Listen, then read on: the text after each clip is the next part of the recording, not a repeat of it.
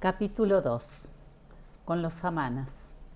En la noche de aquel día llegaron junto a los ascetas, los descarnados samanas, y les ofrecieron acompañamiento y obediencia. Fueron admitidos. Siddhartha regaló su túnica a un pobre brahmán en la calle. No traía puesto más que un paño a la cadera y un lienzo sucio de tierra y descosido colgado de los hombros. Comió solo una vez al día y nunca alimentos cocidos. Ayunó 15 días, ayunó 28 días. Le disminuyó la carne en los muslos y en las mejillas. Sueños ardientes flameaban en sus ojos agrandados. En sus dedos secos crecían las uñas y en el mentón una barba seca e hirsuta. Su mirada se volvió fría como hielo cuando se encontraba con una mujer. Su boca se contraía en una mueca de desprecio cuando pasaba por una ciudad con gente bien vestida. Vio negociar a los comerciantes. Vio ir a la casa a los príncipes, a los doloridos llorar a sus muertos, a las hetairas ofrecerse lascivas, a los médicos afanarse por sus enfermos, a los sacerdotes señalar el día de la siembra, amar a los amantes, a las madres callar a sus hijos. Y todo esto no era digno de las miradas de sus ojos. Todo era mentira, todo era pestilente, todo olía a engaño. Todo falseaba los sentimientos, la dicha y la belleza, y todo era inconfesada putrefacción. El mundo sabía amargo, la vida era sufrimiento. Había una meta ante Siddhartha, una sola: vaciarse de sed, vaciarse de deseo, vaciarse de sueño, vaciarse de alegría y dolor, morir para sí mismo, no ser más un yo, encontrar la paz en el corazón vacío, estar abierto al milagro por la introspección. Esta era su meta. Cuando todo el yo estuviera vencido y muerto, cuando cada anhelo y cada impulso callara en el corazón, entonces debería despertar el último, lo más íntimo del ser, que no es ya el yo, el gran misterio. Silencioso estaba Siddhartha en pie bajo los perpendiculares rayos del sol, ardiendo de dolores, ardiendo de sed, y así permanecía hasta que ya no sentía dolor ni sed.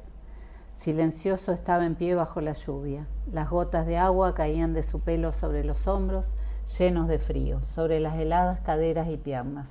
Y así permanecía el penitente hasta que los hombros y las piernas dejaban de sentir frío, hasta que callaban, hasta que quedaban quietos. En silencio estaba agachado entre los espinos.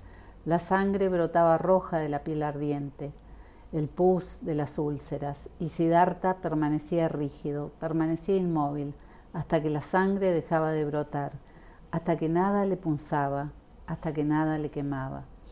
Siddhartha estaba sentado muy derecho y aprendía a contener la respiración, aprendía a regularla, aprendía a suprimir el alentar, aprendía, empezando por la respiración, a aquietar los latidos del corazón, a espaciarlos, hasta suprimirlos casi.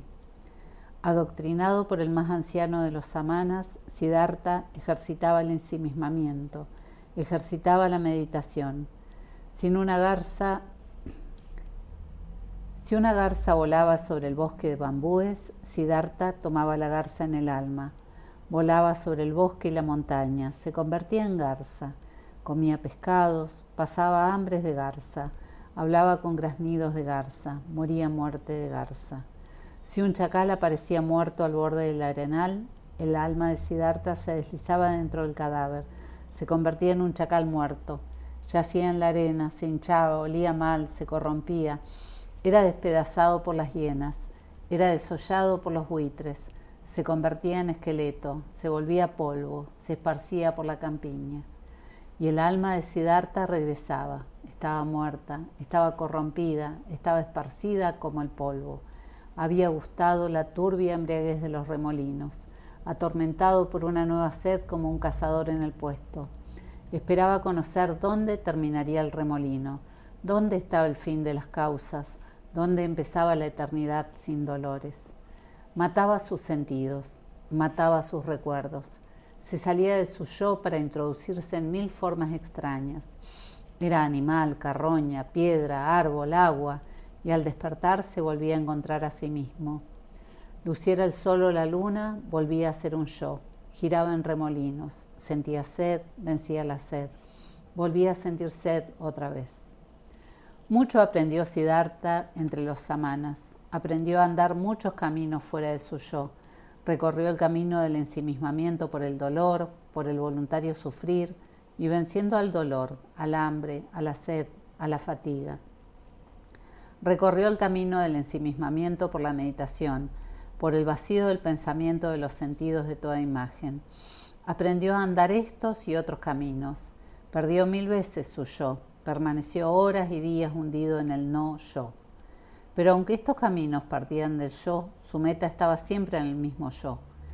Si Siddhartha huyó 1000 veces de su yo, si permanecía en la nada, en la bestia, en la piedra, el regreso era inevitable, insoslayable la hora en que se volvían a encontrar bajo el resplandor del sol o de la luna, a la sombra o bajo la lluvia, Siddhartha y su yo, y volvía a sentir el tormento del remolino impuesto.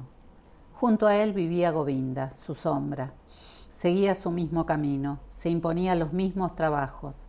Raramente hablaban entre sí más de lo que exigían sus tareas y servicio. A veces iban juntos por las aldeas, mendigando el alimento para sí y sus maestros. ¿Qué te parece, Govinda?, solía preguntar Siddhartha durante estas correrías implorando la caridad. ¿Crees que vamos por buen camino? ¿Habremos de alcanzar la meta? Respondía Govinda. Hemos aprendido mucho y seguiremos aprendiendo. Tú llegarás a ser un gran samana, Siddhartha. Todo lo has aprendido enseguida. Los viejos samanos te admiran con frecuencia. Llegarás a ser un santo, oh Siddhartha. Hablaba Siddhartha. A mí no me parece así, amigo mío. Lo que he aprendido hasta ahora entre los samanas, oh Govinda, lo hubiera podido aprender pronto y con facilidad. En cualquier taberna de barrio, de burdeles, entre carreteros y jugadores de dados, hubiera podido aprenderlo, amigo mío. Hablaba Govinda. Siddhartha se burla de mí. ¿Cómo hubieras podido aprender ensimismamiento, el contener la respiración, la insensibilidad ante el hambre y el dolor entre aquellos miserables? Y Siddhartha decía en voz baja, como si hablara para sí, ¿qué es el ensimismamiento? ¿Qué es el abandono del cuerpo? ¿Qué es el ayuno? ¿Qué es la contención del aliento?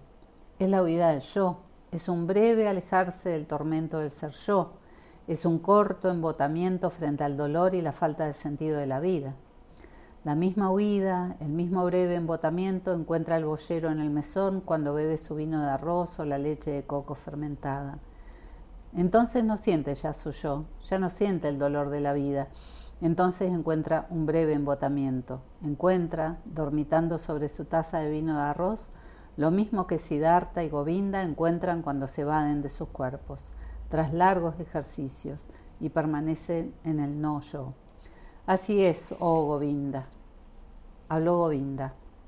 Eso dices, oh amigo, pero sabe que Siddhartha no es ningún boyero, ni un samana es un bebedor. Cierto que el que bebe encuentra fácilmente el embotamiento, cierto que con facilidad halla la evasión y el descanso, pero vuelve pronto el sortilegio y vuelve a encontrarlo todo como antes. No se ha hecho más sabio, no ha adquirido conocimientos, no ha subido más alto ni un peldaño. Y Siddhartha habló con una sonrisa. No lo sé, no he sido nunca bebedor, pero que yo, Siddhartha, en mis ejercicios y éxtasis solo encuentro breves embotamientos y que estoy tan lejos de la sabiduría y de la liberación como cuando era niño en el vientre de la madre, eso lo sé bien, Govinda, eso lo sé muy bien. Y otra vez, cuando Siddhartha y Govinda salieron del bosque para pedir por las aldeas algo de comer para sus hermanos y maestros, empezó Siddhartha a hablar y dijo: ¿estaremos, oh Govinda, en el buen camino? ¿Nos vamos acercando al conocimiento? ¿Nos acercamos a la redención? ¿O no estaremos quizás caminando en círculos nosotros que pensábamos salir de él? Habló Govinda. Mucho hemos aprendido, Siddhartha, mucho nos queda por aprender. No caminamos en círculo, vamos hacia arriba. El círculo es una espiral. Hemos subido ya muchos escalones. Respondió Siddhartha. ¿Qué edad crees tú que tendrá nuestro samana más anciano, nuestro venerado maestro? Habló Govinda. Quizá tenga 60 años. Y Siddhartha.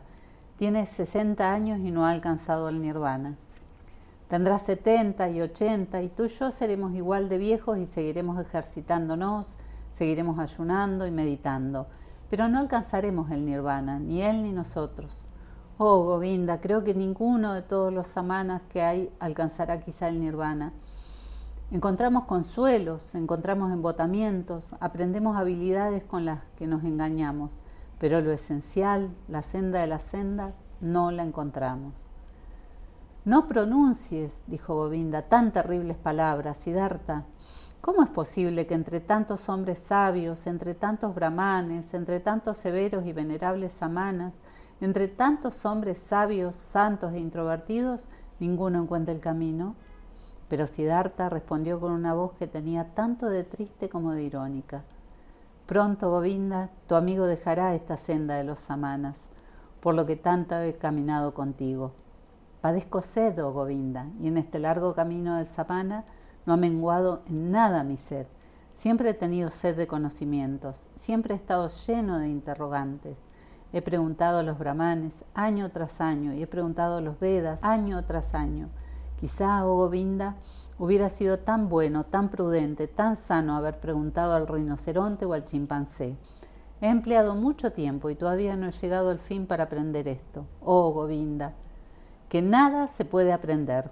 Yo creo que no hay esa cosa que nosotros llamamos aprender. Hay solo, oh mi amigo, una ciencia que está por todas partes, que es Atman. Está en mí, en ti, en cada ser. Y de esta forma empiezo a creer que esta ciencia no tiene enemigos más encarnizados que los sabios y los instruidos. Entonces Govinda se paró en el camino, levantó la mano y habló. No atormentes, Siddhartha, tu amigo, con semejantes palabras. En verdad que ellas angustian mi corazón, y piensa solamente en que queda la santidad de la oración, la dignidad de los brahmanes, la religiosidad de los samanas, si fuera como dices, que no hay nada que aprender. ¿Qué sería entonces, oh Siddhartha, de lo que en la tierra tenemos por santo, por venerable y más preciado? Y Govinda recitó para sí un verso de una Upanishada. Quien meditando con el alma purificada se hunde en Atman, no puede describir con palabras el gozo de su corazón. Pero Siddhartha callaba, reflexionaba sobre las palabras que Govinda le había dirigido y pensaba cada frase hasta el fin. Sí, decía para sí mismo, con la cabeza humillada, ¿qué queda de todo lo que nos parecía santo? ¿Qué queda? ¿Qué se conserva? Y movió la cabeza. Una vez, cuando ambos jóvenes llevaban viviendo unos 3 años con los samanas y habían tomado parte en todas sus prácticas, llegó hasta ellos por diversos caminos y rodeos una noticia, un rumor, una leyenda. Había aparecido uno, llamado Gotama, el sublime, el Buda, el cual había vencido en sí el dolor del mundo y había sujetado la rueda de las reencarnaciones. Recorría los campos enseñando a la gente, rodeado de jóvenes sin poseer nada, sin patria, sin mujer, envuelto en el manto amarillo de los ascetas, pero con la frente radiante, como un bienaventurado, y los brahmanes y los príncipes se inclinaban ante él y se convertían en discípulos suyos.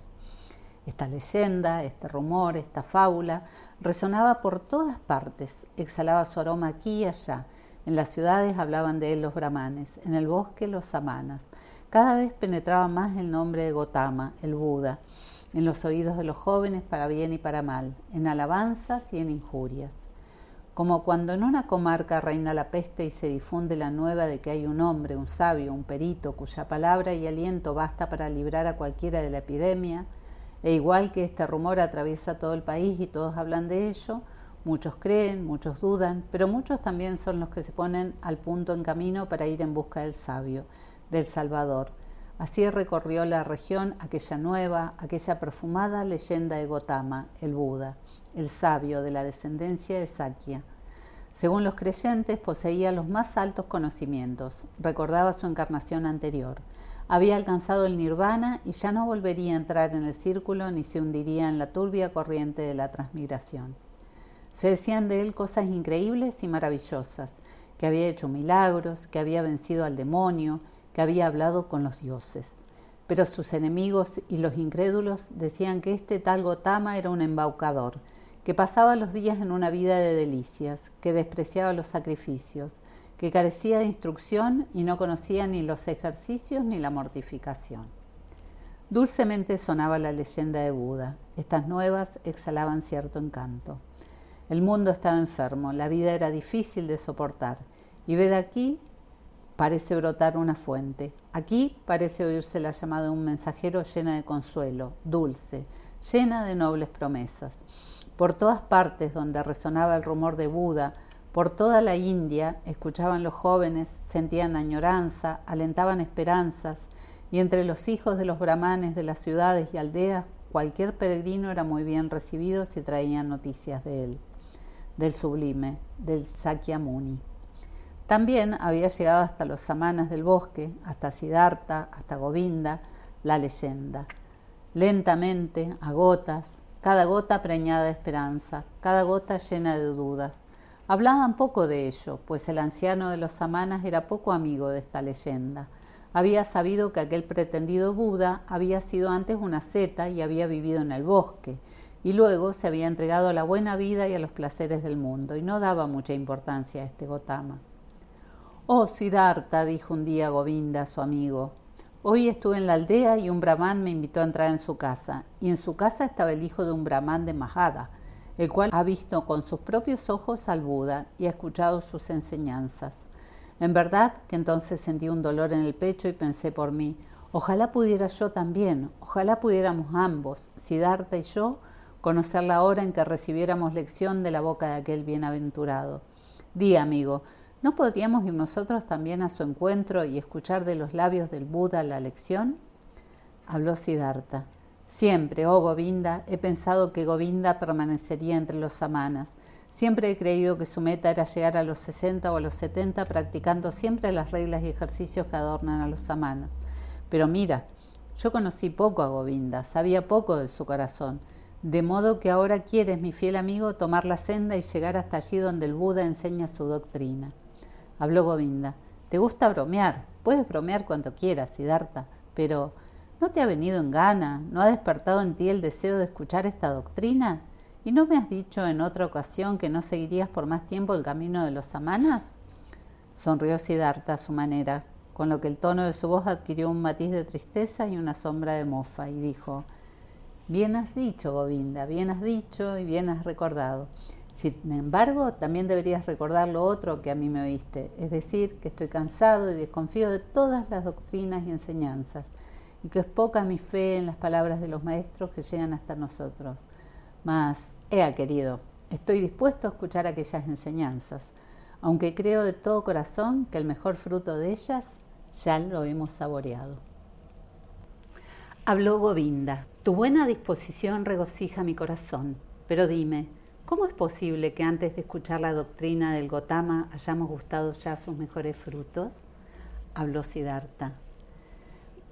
«Gocemos de este fruto y esperemos lo demás, oh Govinda, pero este fruto que ya hemos de agradecer al Gotama consiste en que nos llama para sacarnos de entre los samanas. Si nos ha de dar otras cosas y algo mejor, oh amigo, esperemos en ello con corazón tranquilo». Aquel mismo día dio a conocer Siddhartha al anciano de los samanas su decisión de dejarlos. Se lo dio a conocer con la cortesía y humildad que conviene a un joven y a un alumno. Pero el samana se llenó de enojo al ver que los dos jóvenes querían abandonarlos y habló descompuestamente y profirió groseros insultos.